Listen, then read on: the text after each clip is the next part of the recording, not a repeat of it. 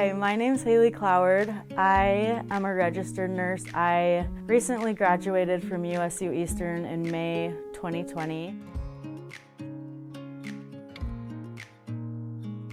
The overall experience at the USU nursing program was really good for me.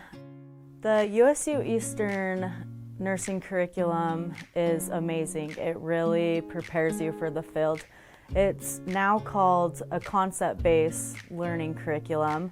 Basically, you learn a bunch of different concepts in nursing so that when you face a problem in the nursing field, you're able to use what you learned to face these problems with patients. And the curriculum really prepared me. I see a lot of things that I've learned in my skills labs, in the clinical setting, in the classroom setting. One of the major things that I've noticed is the caring aspect of being a nurse. I truly have seen nurses from all over. I feel like one of the major skills I have is knowing how to care for people.